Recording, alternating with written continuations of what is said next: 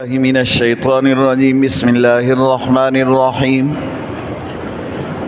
الذي جعل لكم الأرض فراشا والسماء بناء وأنزل من السماء ماء فأخرج به من الثمرات رزقا لكم فلا تجعلوا لله أندادا وأنتم تعلمون.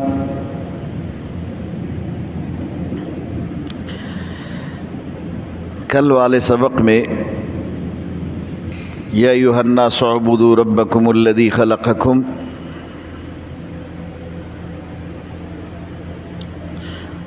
اللہ کے وحدانیت اور توحید کا وہ ذکر ہے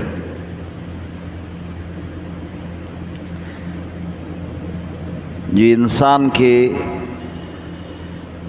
اپنے ہی بدن سے تعلق رکھتے ہیں.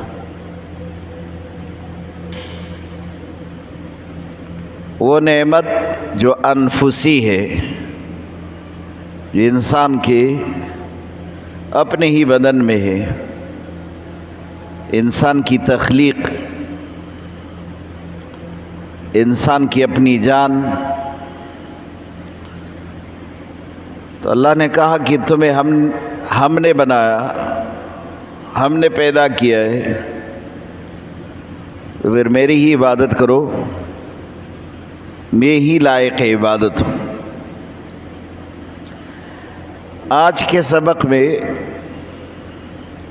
انسان کے ارد گرد وہ چیزیں جو اپنی آنکھوں سے دیکھتا ہے اور ان چیزوں سے عبرت حاصل کرتے ہیں، ان کو عقلی دلائل بھی کہتے ہیں. برائے توحید، اللہ کی وحدانیت پر وہ عقلی دلائل جو انسان کی عقل بھی اس کو تسلیم کرے. اس لیے اللہ پاک نے سب سے پہلے جعل لکم الارض فراشا، اللہ کی عبادت کرو. وہ ذات ہے جس نے تمہارے لیے زمین کو فرش بنا دیا، اور زمین اللہ کی بڑی نعمت ہے جس پر ہمارا اور آپ کا قرار ہے. یہ ہمارے لیے مسکن ہے، زمین ہی ہمارے رہنے کی جگہ ہے. اگر آپ غور کریں تو نہ زمین اتنی نرم ہے کہ انسان اس کے اندر چلا جائے، اور نہ لوہے اور پتھر کی طرح اتنی سخت ہے کہ انسان اس سے اپنی ضرورت حاصل نہ کرے. ایسے زبردست زمین اللہ نے بنائی، اور پھر اس زمین کے اوپر آسمان کو ایک چھت کی صورت میں اوپر خوبصورت انداز میں بنایا. گویا زمین فرش ہے تو آسمان اس کا چھت ہے، اور پھر اسی آسمان سے اللہ پاک بارش برساتا ہے. فَأَخْرَجَ بِهِ مِنَ الثَّمَرَاتِ رِزْقًا لَكُمْ، ان کے ذریعے پھر زمین سے تمہارے لیے رزق اتارتے، رزق نکالتے.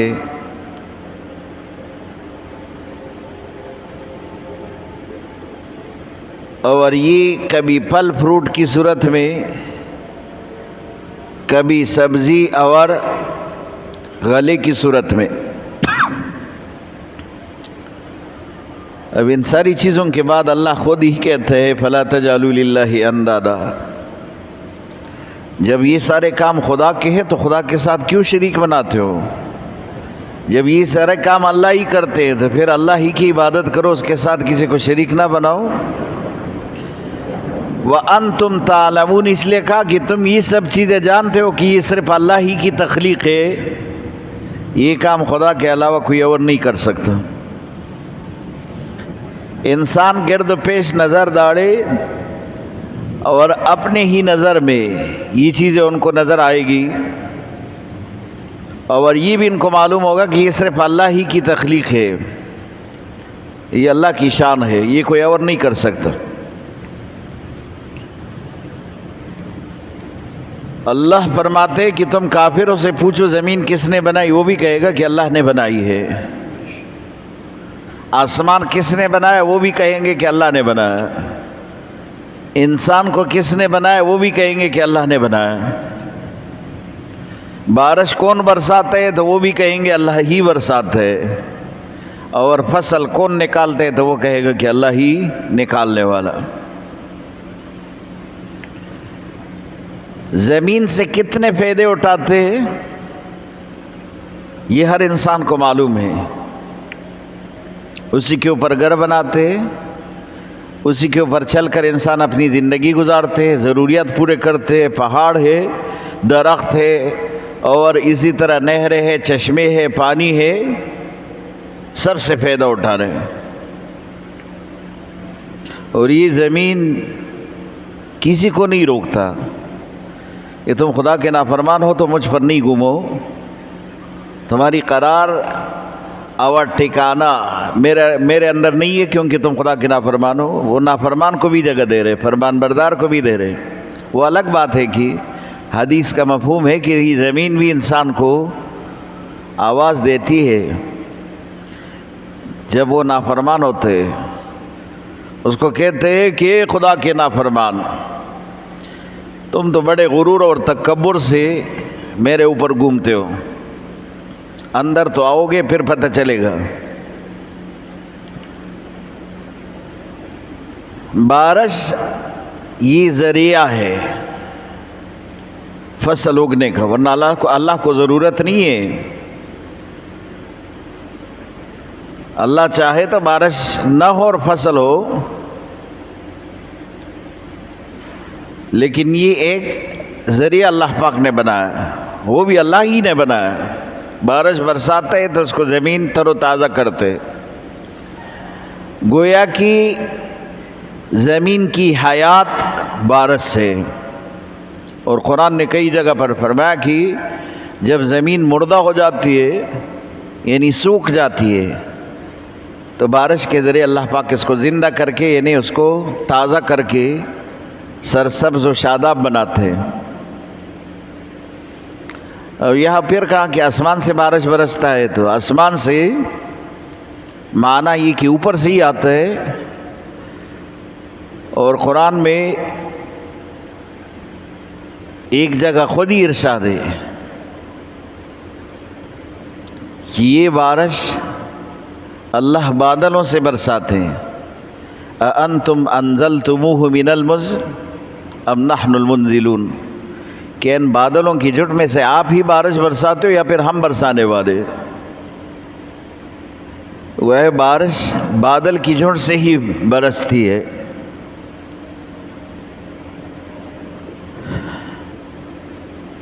فَأَخْرَجَ بِهِ مِنَ الثَّمَرَاتِ، آپ کے ذہن میں یہ خیال آ سکتا ہے کہ یہ فصل اگانے والے تو زمیندار ہیں، وہی ہل چلاتے ہیں، وہی زمین کو ہموار کرتے، وہی پتھر ہٹاتے، وہ جھاڑیاں نکالتے، وہی زمین کو نرم کر دیتے، وہی زمین کو پانی دیتے، تب جو ہے فصل اگتا ہے۔ مفسرین نے لکھا ہے یہ صرف رکاوٹ کو ختم کرنا ہے، فصل کے آنے میں جو رکاوٹ ہے وہ ختم کرنا ہے، ورنہ دانہ زمین میں ڈال کر وہ تو بسیدہ ہو جاتا ہے، تو پھر اس میں سے کوپل نکالنے والا کون ہے، اس کو پودا بنانے والا کون ہے، اور پھر اسی کے اندر پل لگانے والا کون ہے، اسی کے اندر غلہ لگانے والا کون ہے؟ اللہ کہتے ہیں کہ تم صرف رکاوٹ ہی دور کر سکتے ہو، تمہارا کام زمین کو نرم کرنا، ہل چلانا، اور یہ فصل کو اس کے اندر ڈالنا، پانی دینا، اس کی حفاظت کرنا، یہ سب چیزیں ہیں، لیکن یہ رکاوٹ ختم کرنا ہے، تم صرف رکاوٹ ختم کرتے ہو، باقی اس کے اندر فصل اور یہ پودا اللہ کی طرف سے۔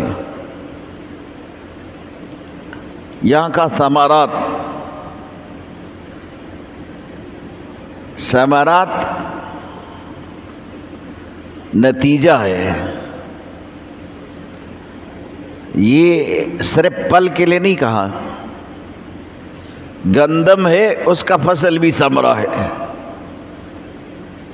اور دنیا میں مختلف قسم کے غلے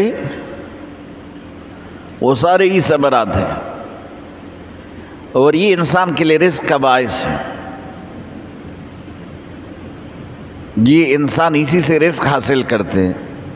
رزقا لکم، اللہ کہتے ہیں یہ تمہارے لیے رزق کا ذریعہ بنایا. اور پھر اللہ فرماتے کہ یہ دیکھو تم ہی خود اس پر غور کرو، اتنے بڑے رب تمہارے لیے اتنے بہترین انتظام کر رہے جس سے تم اپنی زندگی بڑے سکون سے، راحت سے، آرام سے گزارتے ہو، تو پھر عبادت کا مستحق بھی وہی ہے، اس کی عبادت کرو.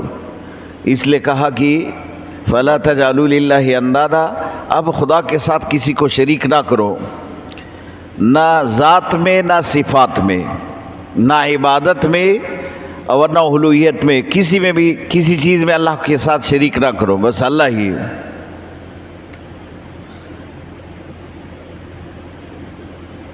وہ یہود جس نے عزیر کو خدا کا بیٹا کہا، اور جسے خدا الہ اس نے اپنے نبی کو بھی الہ قرار دیا. یہ خدا کا بیٹا ہے تو تصرف میں، تصرفات میں خدا کے ساتھ شریک ہے. بنی اسرائیل نے عیسیٰ علیہ السلام کو خدا کا بیٹا قرار دیا، اور اسی طرح مشرکین مکہ نے فرشتوں کو بھی خدا کی بیٹیاں کہہ کر اور بتوں کی عبادت شروع کی، بتوں کو بھی خدا کا شریک بنا دیا. حضور صلی اللہ علیہ وسلم کے دور میں حضور صلی اللہ علیہ وسلم نے صحابہ کرام کو اس بات سے منع کیا کہ یہ نہیں کہو کہ جو اللہ چاہے اور محمد چاہے، بلکہ جو اللہ چاہے.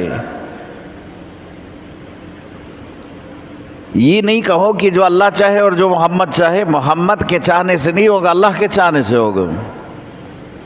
تم کیا مجھے خدا کے برابر سمجھتے ہو کہ جو خدا چاہے وہ جو محمد چاہے؟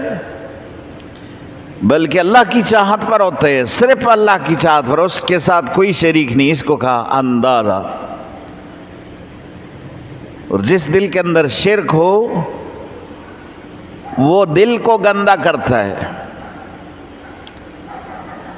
اور یہی صورت ہے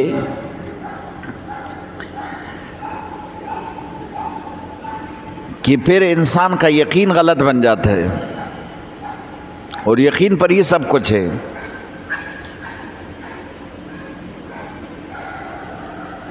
چھوٹا بچہ اپنے باپ کو دیکھتا ہے، اس کی جیب کو دیکھتا ہے، اور وہی سمجھتا ہے کہ مجھے جو رزق ملتا ہے یہ باپ کے جیب سے ملتا ہے، کیونکہ خزانہ تو باپ کا جیب ہے، وہی سے آتا ہے. اس کا یقین باپ کے جیب پر ہے. جب تھوڑا سا بڑا ہو جاتا ہے پھر یقین باپ کے جاب پر ہے کہ اس کی نوکری کیا ہے، کس آفس میں جاتا ہے، کہاں سے یہ کماتا ہے، میرا رزق وہاں سے آتا ہے. اور پھر تھوڑا بڑھ جاتا ہے، پھر اپنے بازو پر یقین ہوتا ہے کہ میں کماتا ہوں، میں ہی خود کاسب ہوں اپنے رزق کا، اور یہ یقین ہو جاتا ہے. اور انسان کی یقین یا تو غلط جگہ پر ٹکی ہوئی ہے، یا پھر باطل پر، یا پھر اسی طرح ظاہر پر، غلط جگہ پر اور یا پھر ظاہر پر.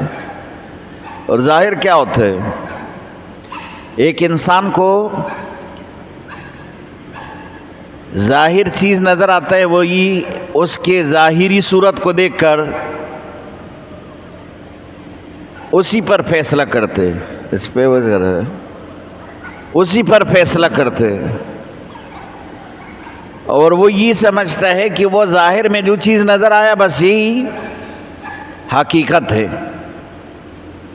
یہ ظاہر میں جو نظر آیا وہی حقیقت ہے۔ ایک دیہاتی شہر میں گیا اور وہاں نل لگا ہوا تھا، جو لوگ آ کر برتن رکھ کر اس میں سے نل کھول کر اور پھر وہی برتن بھر کے لے جاتے ہیں۔ وہ دیہاتی سمجھا کہ اسی نل کا کمال ہے کہ برتن کو بھرتے اس میں سے پانی آتا ہے۔ ظاہر کو دیکھا اور پوچھا یہ کہاں سے ملتا ہے؟ فلاں جگہ سے۔ کتنے میں ملتا ہے؟ اتنے میں ملتا ہے۔ ادھر ایک نل ٹوٹی لے کر اپنے گاؤں لے گیا۔ وہاں تو لوگ دور دور چشموں سے پانی لے کر آتے تھے، تو دیہاتی نے سب کو جمع کیا کہ مسئلہ حل ہو گیا، اب تمہاری تکلیف سے نجات مل گئی، اب تمہیں دور جانے کی ضرورت نہیں ہے، بس میں یہ جادو لے کر آئے ہو ادھر لگاؤں گا اور اسی میں سے پانی جاری ہوگا اور پھر جو ہے ہر کوئی اپنی ضرورت کے مطابق پانی لے جاؤ۔ نل لگایا اور پھر جو ہے ٹوٹی کھولی تو اس میں سے پانی نہیں آیا، دیوار میں سوراخ کر کے نل لگایا۔ اب یہ کہہ رہے کہ مجھے غلط نہ سمجھو، میں نے خود اپنی آنکھوں سے دیکھا کہ اسی طرح نل لگا ہوا تھا، اس میں پانی آ رہا تھا، اور میں نے یہ اسی لیے خریدا کہ گاؤں والوں کو سہولت ہو، کسی کو تکلیف نہ ہو۔ اس نے صرف ظاہر دیکھا تھا، باطن کی نہیں پتہ اس کو۔ اب وہ ہوشیار آدمی کوئی اس راستے سے گزرا، اس نے کہا کہ کیا ہے؟ کہہ رہے کہ اسی طرح کا نل ہم نے شہر میں دیکھا تھا، اس میں سے پانی آ رہا تھا، ہم نے لا کے ادھر لگایا تو اب پانی نہیں آ رہا۔ پھر اللہ کے بندو، اس کے پیچھے کوئی لائن، کوئی ٹینک، کوئی اسی طرح کا انتظام ہے؟ نہیں ہے، کچھ نہیں ہے، اس میں سے پانی تھوڑی آئے گا۔ وہ تو تم نے ظاہر کو دیکھ کر اس پر فیصلہ کر دیا، نل لگا کے اس میں سے پانی حاصل کرنا چاہتے ہو۔ اس کے پیچھے تو ایک بڑی کارروائی ہے، وہ کر کے جو ہے پھر آپ کو پانی ملے گا۔ تو کہا کہ فَلَا تَجْعَلُوا لِلَّهِ أَنْدَادًا، اب اللہ کے ساتھ کسی کو شریک نہ بناؤ۔ وَأَنْتُمْ تَعْلَمُونَ، اور تم لوگ یہ جانتے ہو کہ خالق مالک اللہ ہے، اور پھر بھی اللہ کے ساتھ کسی کو شریک بناتے ہو۔ وَإِن كُنْتُمْ فِي رَيْبٍ مِّمَّا نَزَّلْنَا، یہ دو آیتیں جو آپ نے پڑھی ہے اس میں اللہ کی وحدانیت کا ذکر ہے، اور اگلے دو آیتوں میں رسول اللہ صلی اللہ علیہ وسلم کی رسالت کا ذکر ہے، اور قرآن توحید، رسالت اور قیامت تینوں موضوعات پر زیادہ بحث کرتے۔ تو پہلے دو آیتوں میں وحدانیت اللہ کی توحید کا ذکر، اگلے دو آیتوں میں رسالت اللہ کے رسول کا ذکر۔ وَإِن كُنتُمْ فِي رَيْبٍ مِّمَّا نَزَّلْنَا عَلَىٰ عَبْدِنَا، اگر تمہیں شک ہو جو ہم نے اپنے بندے کو دیا ہے کتاب، اس میں تمہارا شک ہے، تو اس سے پیغمبر کی نبوت کا بھی اس بات ہے، یہ اللہ کی طرف سے نبی ہے، اور یہ عبد ہے، بندہ ہے، جو اللہ پاک نے اس کو مرسل بنا کر، نبی بنا کر بھیجا۔ تو گزشتہ دو آیتوں میں جو توحید کا ذکر ہے، اس میں رسالت کا ذکر خاص طور پر۔ اور دلیل کیا ہے، معجزہ کیا ہے کہ اس کو ہم نے قرآن دیا۔ اگر تمہیں شک ہے کہ یہ قرآن ہمارے طرف سے نہیں، یہ کتاب ہمارے طرف سے نہیں، فَأْتُوا بِسُورَةٍ مِّن مِّثْلِهِ، چلو تو پورا کتاب چھوڑ دو، ایک سورت تو اسی طرح پیش کر کے آؤ، جو محمد بیان کرتے اسی طرح ایک سورت تم لے کر آؤ۔ اب مسئلہ سمجھو، جہاں اللہ پاک نے اپنے رسول کو بھیجا، وہ سرزمین ایسی سرزمین ہے جو دیہات پر مشتمل، دیہاتی لوگوں پر مشتمل۔ وہاں عرب وہ لوگ آباد تھے، جہالت میں بھی ان کی بڑی شہرت تھی، نہ کھلے راستے اور نہ کوئی تجارت والا بڑا شہر، اور نہ وہاں زندگی کے کوئی زیادہ سہولیات۔ 40 سال رسول اللہ صلی اللہ علیہ وسلم نے اس میں ایسے ہی گزارے۔ حضور صلی اللہ علیہ وسلم آتے ہی اس کا والد دنیا سے پہلے ہی چلا گیا تھا، اور 7 سال کے نہیں ہوئے تھے کہ والدہ بھی رحلت فرما گئی، اور ایسے یتیمی کی حالت میں زندگی گزار کر رسول اللہ صلی اللہ علیہ وسلم نہ مکتب میں گئے، نہ وہاں پر کسی بھی ایسی ترقی والی اور اسی طرح وہاں ہنر سیکھنے کے کسی بھی مکتب میں رسول اللہ صلی اللہ علیہ وسلم نہیں گئے۔ 40 سال ایسے ہی گزارے، سب لوگ اس پر شاہد ہیں۔ اب رسول اللہ صلی اللہ علیہ وسلم کے 40 سال مکے والی زندگی پر یہ لوگ شاہد ہے کہ رسول اللہ صلی اللہ علیہ وسلم نے مکتب میں نہیں پڑھا، کسی استاد سے نہیں پڑھا، لیکن اللہ نے عربوں کو ایک کمال دیا تھا اس زمانے کے لوگوں کو کہ عرب میں بھی کوئی یونیورسٹی، کوئی کالج، کوئی اسی طرح کی چیز نہیں تھی، لیکن ایک کمال درجے کی فصاحت لوگوں میں موجود، اور ایسے بلاغت، ایسے فصاحت کمال درجے کا، شعر و شاعری میں بڑے مقام رکھنے والے، فصاحت اور بلاغت میں بڑے مقام رکھنے والے لوگ تھے۔ تو رسول اللہ صلی اللہ علیہ وسلم کو ان لوگوں نے اس دور میں بھی امین کہا، حضور صلی اللہ علیہ وسلم کو امانت دار کہا، صادق کہا، کیونکہ رسول اللہ صلی اللہ علیہ وسلم ان کی مجلسوں میں بیٹھ کر نہ اشعار پڑھتے تھے، نہ حضور صلی اللہ علیہ وسلم ان کی مجلسوں میں بیٹھ کر فحش گوئی کرتے تھے، نہ ان کی مجلسوں میں بیٹھ کر حضور صلی اللہ علیہ وسلم نے کبھی اسی طرح کا کوئی شراب نوشی کیا، نہ اسی طرح کوئی دوسرا معاملہ کیا جو وہ لوگ خود کرتے تھے۔ تو اس پر یہ لوگ بھی شاہد تھے کہ رسول اللہ صلی اللہ علیہ وسلم خود اپنے ذات کے اعتبار سے صادق بھی ہے، امین بھی ہے، اور یہ ایک ایسا آدمی ہے جس پر ہر قسم کا اعتماد کیا جا سکتا ہے۔ لیکن جب رسول اللہ صلی اللہ علیہ وسلم کو نبوت ملی تب یہ لوگ دشمن بن گئے۔ تو سب سے پہلے ان لوگوں نے حضور صلی اللہ علیہ وسلم کو دھمکی دے کر ڈرانے کی کوشش کی۔ جب اس سے نہیں ہوا تو پھر حضور صلی اللہ علیہ وسلم کو لالچ دینے کی کوشش کی ہے۔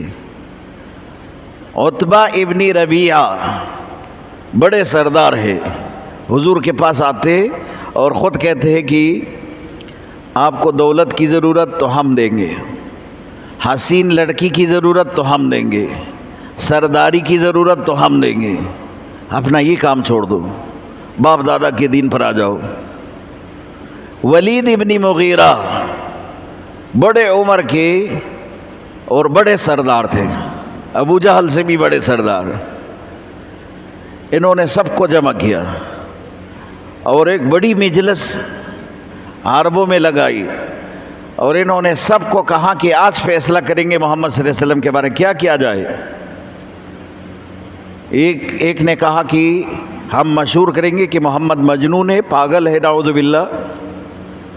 تو ولید ابن مغیرہ نے کہا یہ تو غلط بات ہے، حج کا موقع ہے، لوگ باہر سے آئیں گے اور جب محمد صلی اللہ علیہ وسلم کی کلام کو سنیں گے وہ سمجھیں گے کہ یہ تو کوئی پاگل کا کلام نہیں ہے، پاگل تو اسی طرح کلام نہیں کر سکتا، تو سب لوگ ہمیں جھوٹا کہیں گے۔ تو پھر کہا کہ کیا کرنا چاہیے؟ تو ایک نے کہا کہ ہم کہیں گے کہ یہ شاعر ہے۔